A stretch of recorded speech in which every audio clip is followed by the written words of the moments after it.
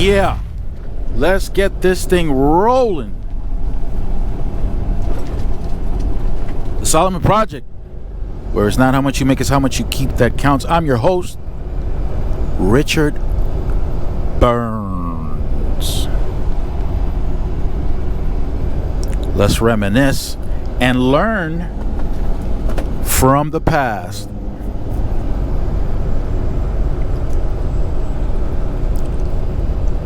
I lived on 76th Street between Columbus and Amsterdam. I arrived there, I think it was 1977. I don't remember the exact year, but I arrived somewhere around 1977. And I lived in a Jewish synagogue named the Westside Institutional Synagogue, right across the street from Intermediate School 44, IS 44. But there were 4 individuals,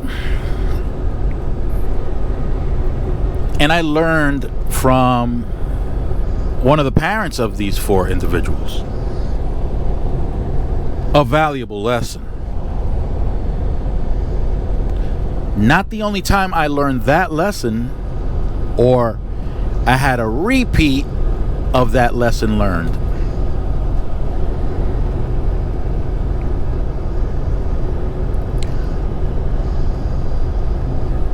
There were 4 personalities.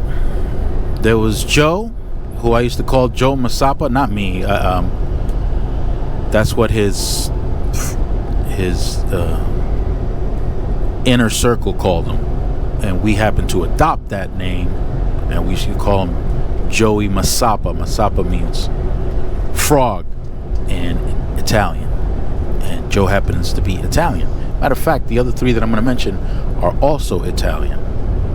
So you had Joe, you had Freddie, you had Louie, short for Luigi, and we have Frankie. Freddie being the oldest, then it was Joe, then Louie, then Frankie. Frankie was closer to my age at the time, maybe a year younger. But Louie was, I think, entering his first year of college. Joe was about the same age, and then you had Freddie, whose age I never really knew or able to calculate. This was the deal. Back in 77, when I moved into that neighborhood, the neighborhood was just starting to transition. It was a bad neighborhood. Gentrification kicked in, and it started transforming.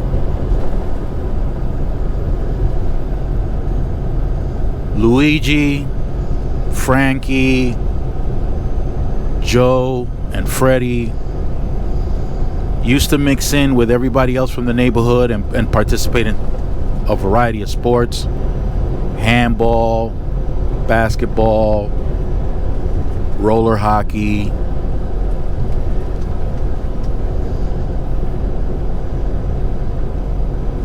and what other, baseball. So everybody used to mix it in. I met Frankie's father, and if I'm not mistaken, Louie and Frankie are cousins, so that was Louie's uncle that I met. So I met Frankie's father, his sisters, his mom.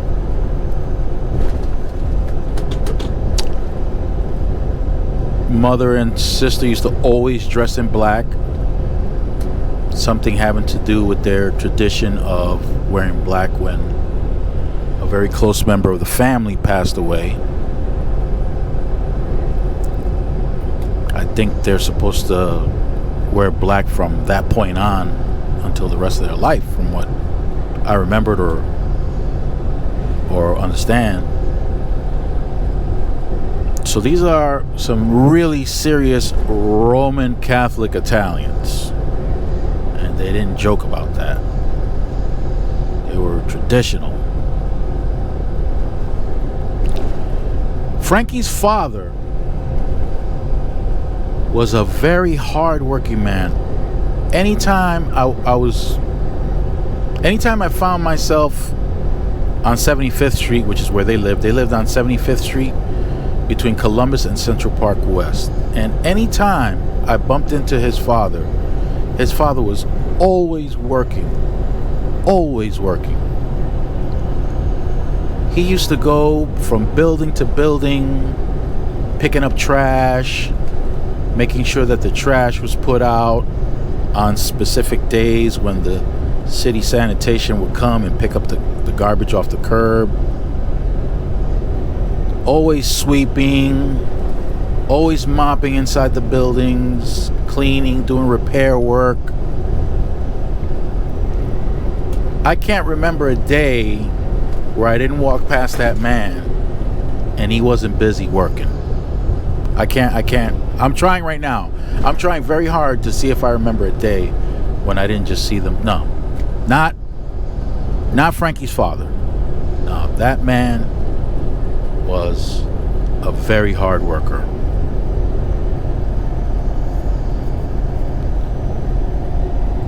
I remember also a gentleman that used to own a small little, I can't call it a grocery store, a convenience store maybe, a magazine shop. That's primarily what he used to sell: newspapers, magazines, candy, floats, ice cream, soda, stuff like that. If you wanted something like that, you'd go to his shop, hang out. Interesting old man. Oh, he was old at the time, and I found it odd to see him with a tattoo on his arm. He didn't look the type to get a tattoo. Well, it's not that he voluntarily got that tattoo. That tattoo was his ID number while he was in a concentration camp in Europe. This was a Jewish man who survived a Jewish concentration camp in Europe. So he must have been very young, and he must have been young when the Allied forces went into occupied territories from the Nazi regime. And when I found out about the numbers, I think I found out through Louis. I didn't ask him questions. I didn't, I was a little concerned about making him relive what was more than likely a horrific experience. So I never bothered to ask him what that was like. Of course, I learned later on through other means. But back to Louis' father. Louis' father was such a hardworking man, and Louis, I remember when Louis started going to college, and he later on became an accountant. He became an accountant. Joe became a New York City police officer. Freddie was a carpenter, always knew him as a carpenter or all-purpose maintenance guy. And later on throughout the years, and I bring this up because during the live this past Saturday night live, what was that, last night? We were talking about mindset. Actually, the professor brought up mindset, and we got into it. I kind of started ranting about me changing my mindset, occupied a lot of time talking about myself, got all selfish there.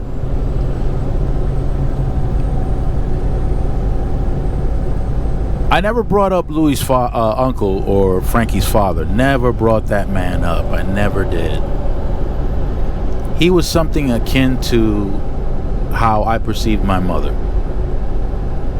I don't know much about my father's sacrifices because he never really spoke about it. It's only recently, or in the past 10, 15 years, that I know about my father's sacrifices because of things that other members of my family on my father's side had recanted about my father's life, which was rough. In his youth, it was rough. It's like one of those walking for miles to go to school every day and he was barefoot type of stories. He had a rough upbringing, very rough. He didn't meet his father until he was 19 years old. He didn't get along well with his mother, my grandmother. So he wound up being raised by his grandfather, my grandmother's father, his mother's father, and a Roman Catholic priest. So he was raised by his maternal grandfather along with a Roman Catholic priest in another town not too far away from where he was born.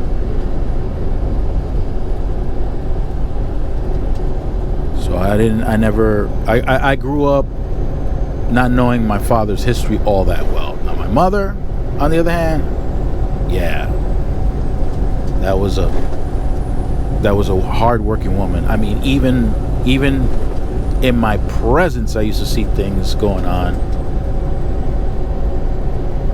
as far as how hard she used to work. I mean, it was incredible. I mean, this woman was up before everybody else, cooked breakfast, got home, cooked dinner, and many occasions worked a 9 to 5 and then worked a part-time job as well. She used to cook, clean. She used to iron our clothes, including our underwear, daily. This was daily. I mean, this woman was a machine.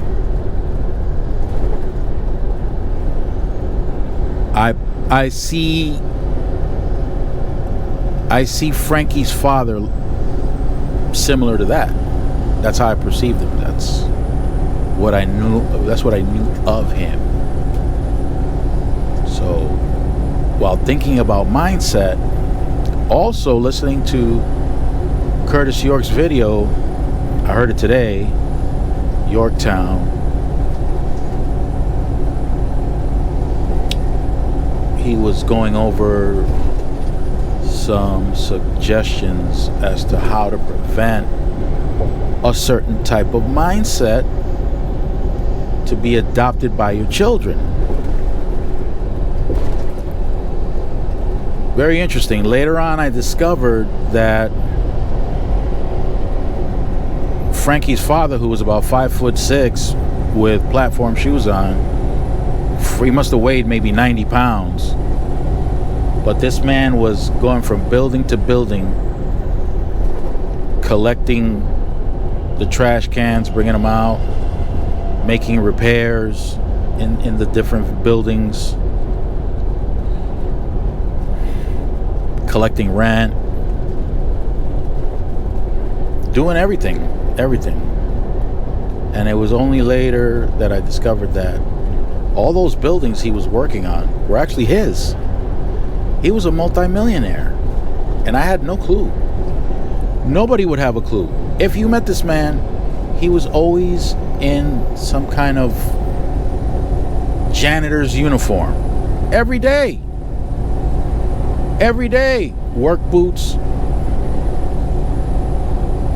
Every day. Never once. I've never even seen him driving a car. Never once did I see this man dressed outside of a uniform. Never once.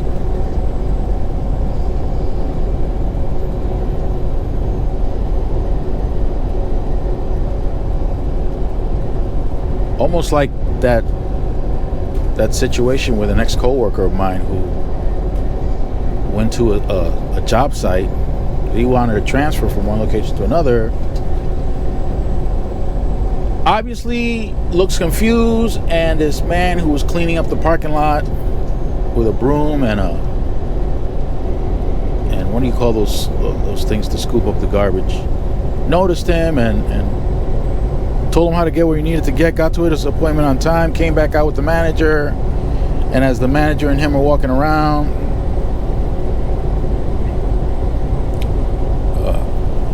my ex-coworker let the manager know, hey, you know, I barely made it on time, but thanks to the janitor over there. Goes, oh, okay, let's go talk to him. And after my coworker thanked him and everything like that, the manager introduced my coworker to the janitor and then dropped the bomb on him. Listen, by the way, he's the owner of the company. Billionaire! And he's out in the parking lot, sweeping the parking lot, looking like a janitor, looking dusty and sweeping up. Mindset, y'alls. Mindset. And yet, who are these people that all the youth, I'm saying all, but of course I can't make a blanket statement like that. Of course there are exceptions, but for the most part, a lot of people in the hood, who are they admiring when it comes to their idea of what wealth looks like? And it's always a celebrity, some entertainer, some sports figure, only to discover that 15, 20 years later, they're broke and busted. Hey, y'alls, welcome to Texarkana, Texarkana, Texas. Yeah. And pretty soon we'll be in Texarkana, Arkansas. Yeah. They're right next to each other. It's one of those cities that border each other and are from same name, two separate states. Just like Kansas City. Same name, two separate states. Kansas City, Missouri, and Kansas City, Kansas. But let's go back. Let's go back. These people have a different mindset. They have a different mindset from those entertainers, from those sports figures. They have a different mindset. That's why they acquire wealth and are able to retain their wealth. All due to mindset. Just like what the professor was talking about.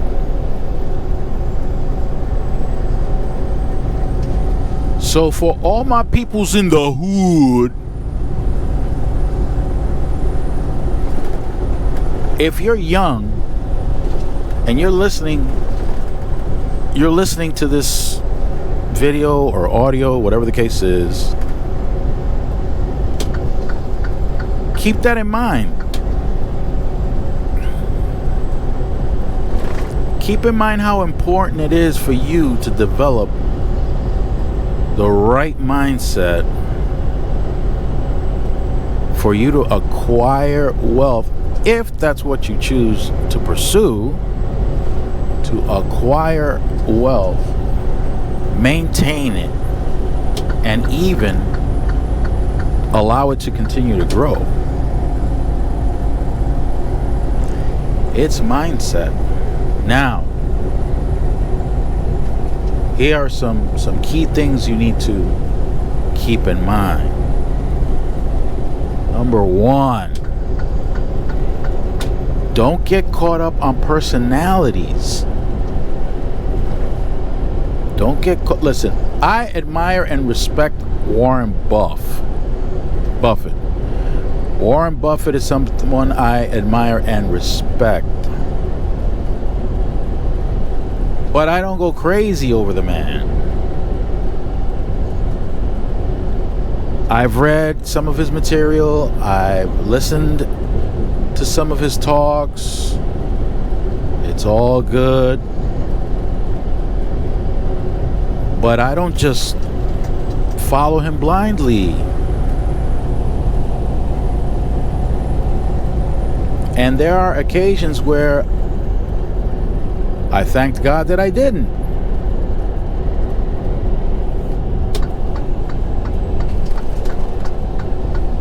Another thing, discipline, and for personality building, humility and consistency.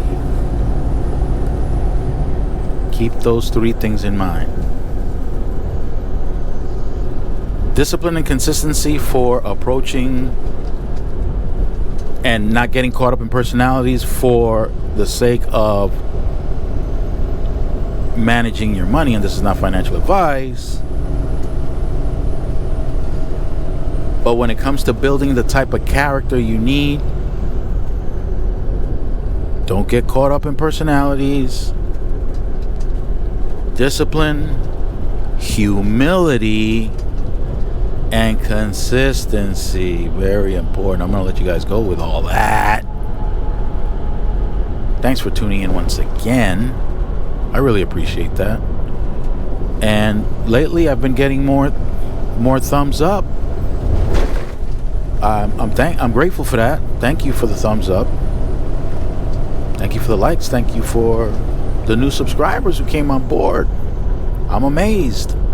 I really am amazed. So, all right, y'alls. Let y'alls go with that.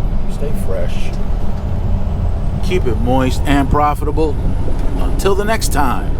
Arabam Dacia, seviyorum çift kalem aça. Göremedi kimseden fayda. İşler